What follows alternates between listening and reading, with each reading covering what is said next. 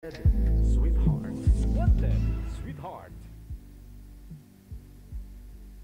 Ito po. Hello. Ito po. Ano? Kamusta? Okay lang naman po. Ay po, kumusta?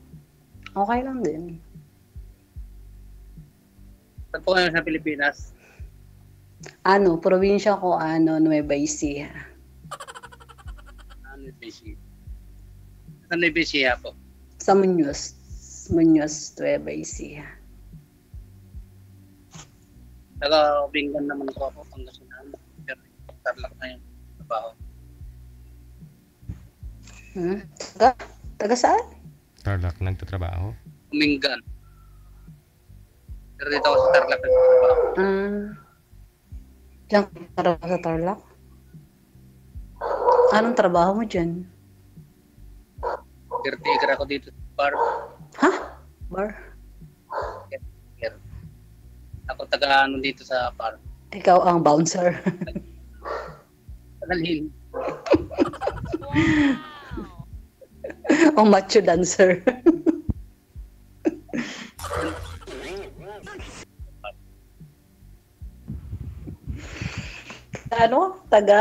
Tagalista ng mga pumapasok.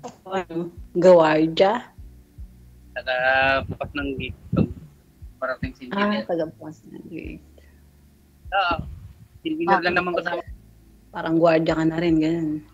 Mga kambing, yung gano'n. Kambing lang nalagaan ko dito. Kabing! Akala ko sa bar, sir. May kambing sa Akala bar. ko sa bar. Parang Farm. Sa farm pala, ma'am. Akala ko sa bar. Magpa-check up na tayo ng tainga, ma'am. Pariho tayo ng pandinig, ha? Si DJ na. Sa farm pala. Caretaker ka dyan sa farm. Hindi sa bar. So, ang layo Kambing ang inaalagaan mo. Kambing lang. Parang baka, ganon, kalabaw. Lipante. Sir DJ. Pareho tayo ng pandin, Sir DJ.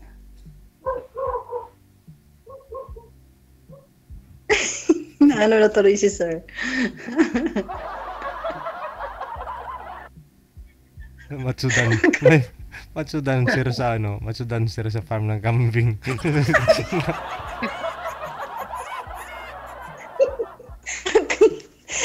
Mali.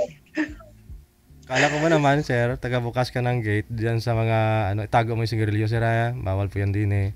Oo. Sigarilyo. Ballpen pala yan, akala ko sigarilyo.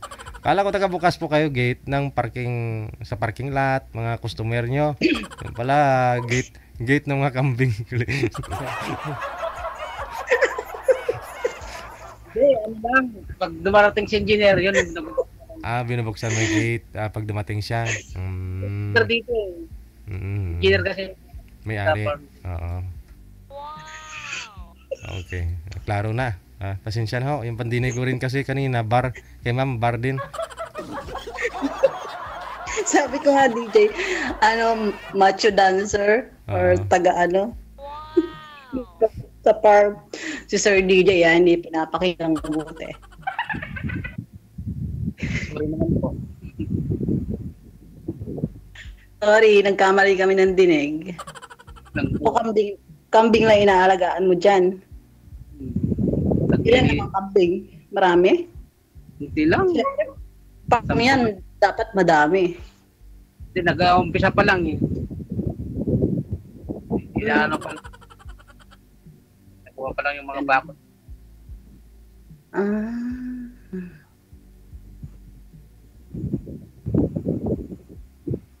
Dito rin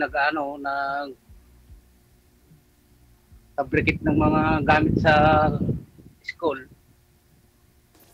School? Gamit sa school?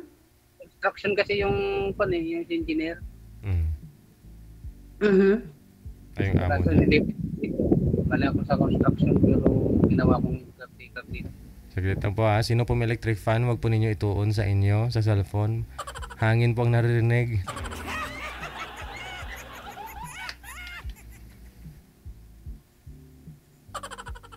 Ilang taon ka na?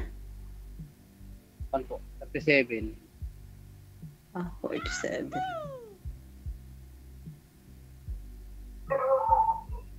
May asawa ka? Gulay na. Ilan yung asawa mo? Ay, ilang taon na? Taon na, 2 taon. Ha? 2 taon na. 2 taon? Pareho pala tayo eh. Pwede pa yun. Pwede pa kayo magkabalikan. 2 taon pa lang eh. Marami kayong anak. May mga anak kayo. Silang?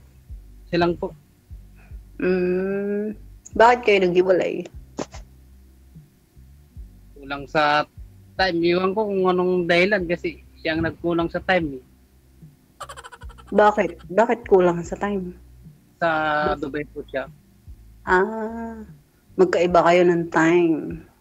Kasi gabi doon, umaga dyan, ganun. Hindi kayo Kaya- nagkakausap, ganun. Ang naman ng lamang natin dito. Uy, ba't kulang ng time? Siguro maraming trabaho. Ba't di mo naintindihan? Mula nung na-scam siya, yun, parang ano na yung kanya. Bago yung kanya sa akin. Na-scam? Opo. Tapos, Bakit siya na-scam? scam din ng mismong kamag-anak pa niya mismo, yung nag-scam. Tinulungan niya, tapos binayaran yung kasi kamag-anak niya yung gusto umuwi kasi namatay yung tatay niya. Kasi siya bumili ng niya, ng passport niya. Mhm. Ay, ng niya ngayon. Sabi niya babayaran. Eh, wala. Hindi naman binayaran. Ano na. Ngayon, na-scam. Ay, akala ko na-scam siya sa ano. Ba na yung Na-scam siya sa cellphone. online telephone. Na-scam naman pala ng kamag-anak. 2 beses po siya na-scam. Online paluwagan din siya. Ba't di pa nadala sa unang beses? Ganun. Hindi, kasi yung kamag-anak niya, akala niya babayaran eh. Yun na nga eh. Kahit kamag-anak. Yun nga sinasabi ko sa kanya noon. Eh, Ganun talaga. Pagtingin nila sa abroad, akala nila may pera eh. No? Opo. Pag manghiram yung kamag-anak, thank you na lang. alam mo, Hindi nila alam naghihirap yung kamag-anak nila doon. Para ano. O bakit hindi mo inintindi eh. Yung asawa mo naghihirap doon. Tapos mag-isa lang doon. Ikaw may kasama dyan. inintindi ko naman siya kaso ano lang niya, pag nag-update ako sa kanya, parang nagagalit pa siya. Ah. Baka may something. Pupunta, parang pagdududa na, ganyan. Sino nagdududa? Ikaw o siya? Hindi, kung tinatanong ko na kung saan siya pupunta, pag day off niya, saan siya, yun, parang dito, pag parang nasasakal na yata sa tingin niya. Minamasama niya yung ano mo, yung ano mo, ganun. Yung isa pang pinag-ano namin, kasi Anong pinag-anuhan? Pinag-anuhan? parang pinag-awayan daw. Pag umuwi ako sa bahay, siyempre, dinadala ko sa Jollibee yung baby namin. Sabi ko, ko. Nagsisilos siya doon. Parang nagalit pa siya sa akin. Parang alam niya siguro, sinutulo ko yung ano, ganyan.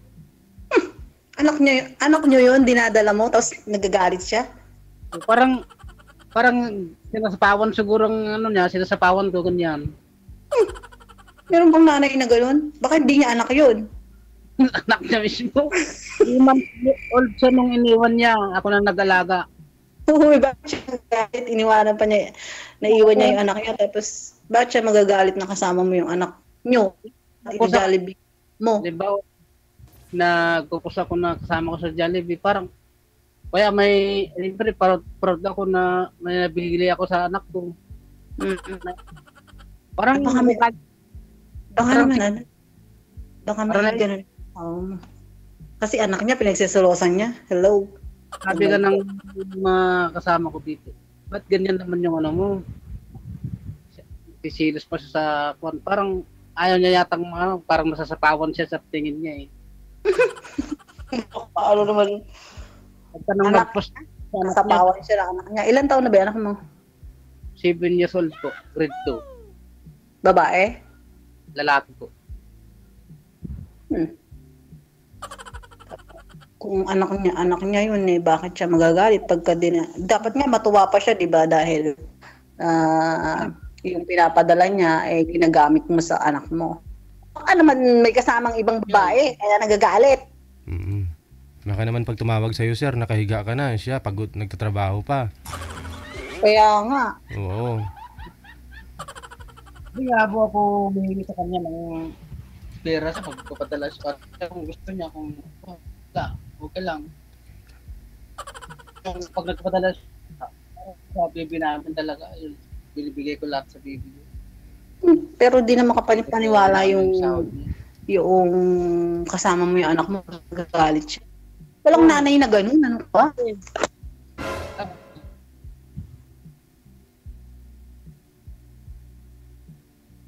Sir, umupo po kayo, sir, kasi pag humiga po kayo, wala po kayong signal. Sabi ko naman dyan, Bangon. ito nagbigay, ito naman, Kasi umihiga naman. OMG. ito nagbigay. Sabi ko nga sa kanya eh,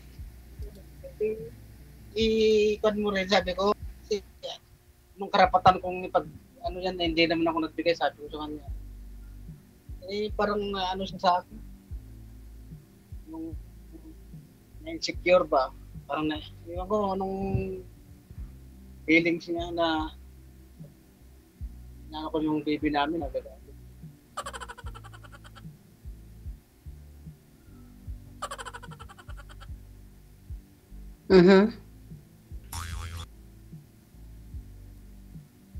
Okay na?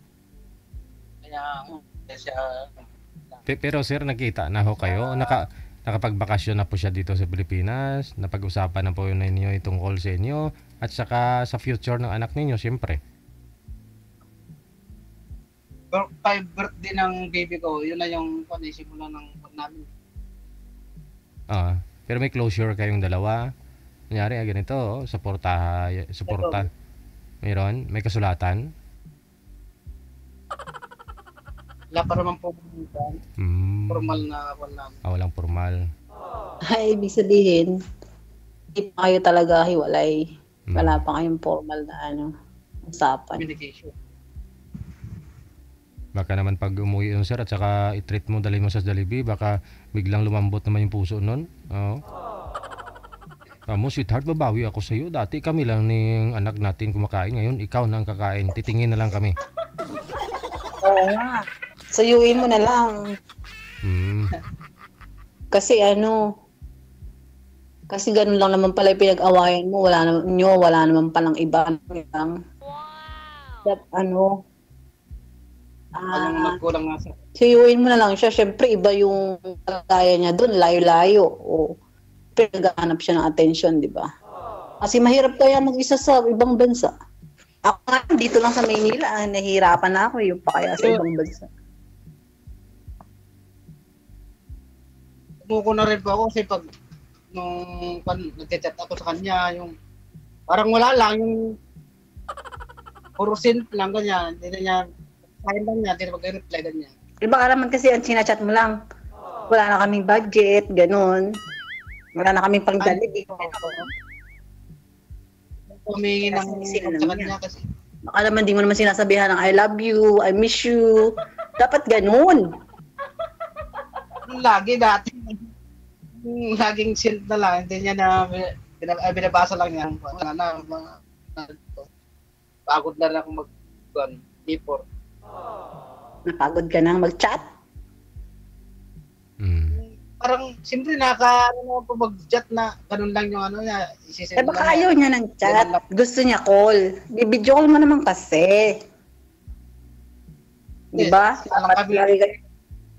Pag kasi LDR, dapat lagi may communication. dapat meron kayong oras na kayong dalawa lang. Yun din, Libre. lagi siyang parang pagmamadaling kausapin ako, parang wala na siyang gana makipag-usap. Yan din yung isang nagkaroon namin eh.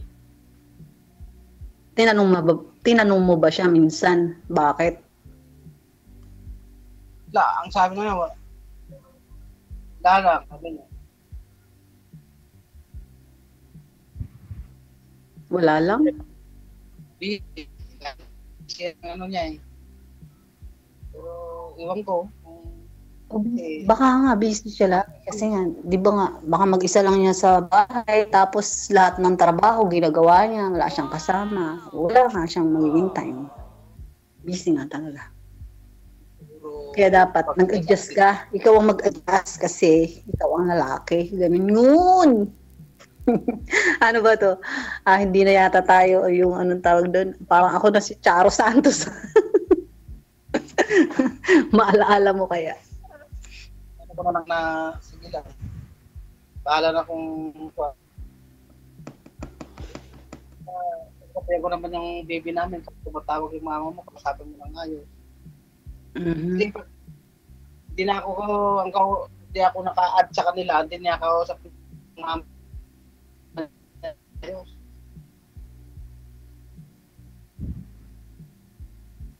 Kaya pinapagalitan nga namin. Wow! Sabi ko sa kanya, Kailangan signal. Wala ang boses mo. hindi ko naman, Uy, nantok na siguro yung signal ni sir. Oo, nawawala yung signal niya. Oo nga. Oo nga, Sir DJ, wala siyang signal.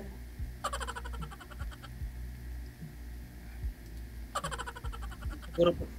Wala na. Choppy-choppy ka na. Choppy. Oh, yun na, nag-stuck na talaga. Yun na lang siguro ma'am, connected naman na po kayo. Tuloy-tuloy naman po yung usapan ninyo. Maraming salamat. Thank you sa time. Thank you rin po. Okay, bye-bye. Bye-bye. Okay, sige. Sweetheart. Nagtigaan na si sir.